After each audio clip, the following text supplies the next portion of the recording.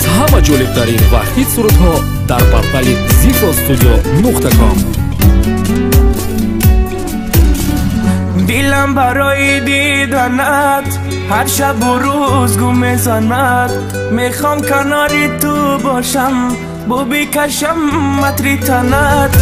آغوش گرمی تو مرا از تنهایی رها کند. بوسه لبهای ترت دردی مرا دوا کند. من به تو عاشقم و عاشق میمانم. قصه های عاشقی برات میخوانم. تو اگر ترکم کنی جان شیرین من به تو میمیرم این را خوب میدانم.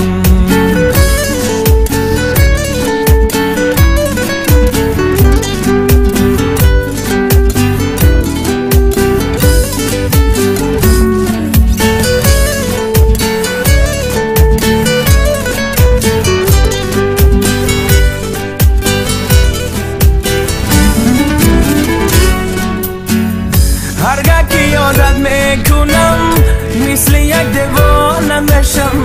دلگیرم از این زندگی وقتی نباشی تو پیشم. بیا مرا رها بکن از درد و داغ تنهایی. به وفایی کاری تو نیست مکن هرگز به وفایی. بیا مرا رها بکن از درد و داغ تنهایی. به وفایی کاری تو نیست مکن هرگز به وفایی. دلم برای دیدنت هر شب و روز گم میزند. من به تو عاشقم و عاشق میمانم. قصه های عاشقی برات میخوانم.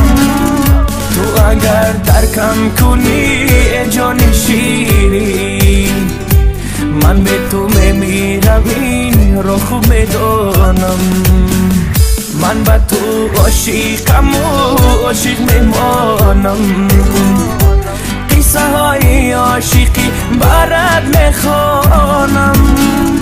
تو اگر ترکم کنی جان شیرین من به تو میمیرم این را خوب میدانم. zifostudio.com